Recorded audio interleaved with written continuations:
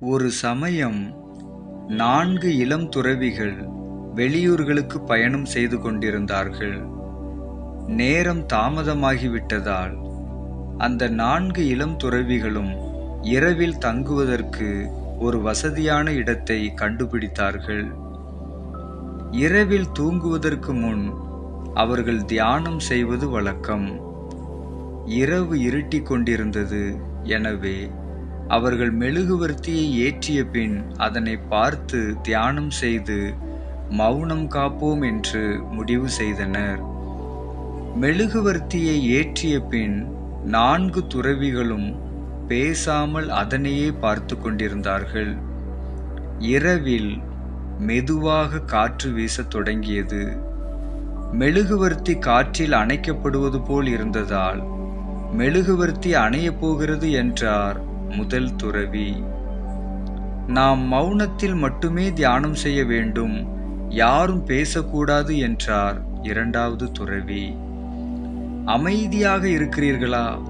நீங்கள் இருவரும் உங்கள் மௌனத்தை ஏன் உடைக்கிறீர்கள் என்றார் மூன்றாவது துறவி.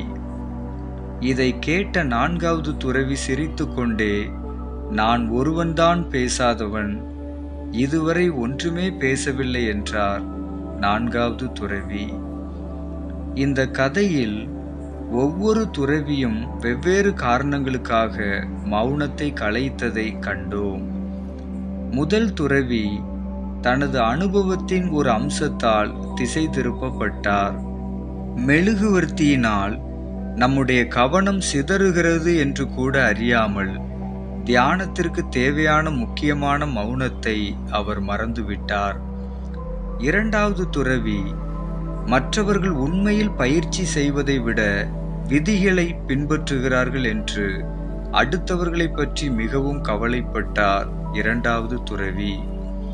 மூன்றாவது துறவி தன்னை பாதிக்கும் முதல் 2 துறவிகள் மீது கோபத்தை வெளிப்படுத்தினார்.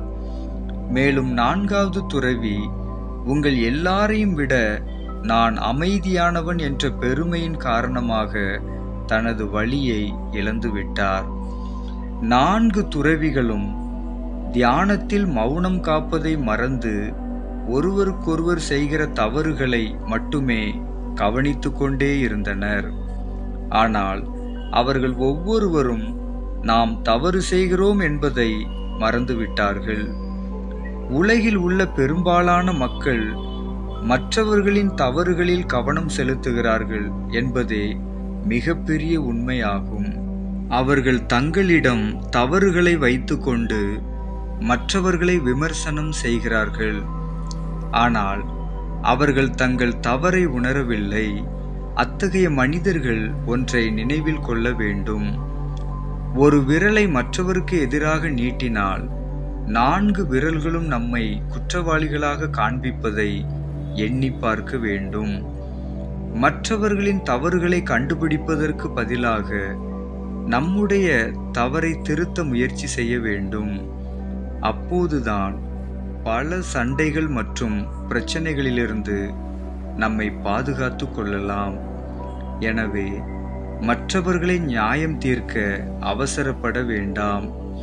இந்த கதையில் சொல்லப்பட்ட 4 இளம் துறவிகளும் தங்களிடம் குறைகள் இருக்கிறது என்பதை கூட புரிந்து கொள்ளாமல் மற்றவர்களை குறை சொல்லிக் கொண்டிருந்ததைப் போல நாமும் அதுபோல் நடந்து விடாமல் நம்முடைய இயக்கங்களை பற்றிய புரிதலோடு செயல்பட்டால் நாம் பேசும் அதிகமான வார்த்தைகள் தானாக குறைந்துவிடும்.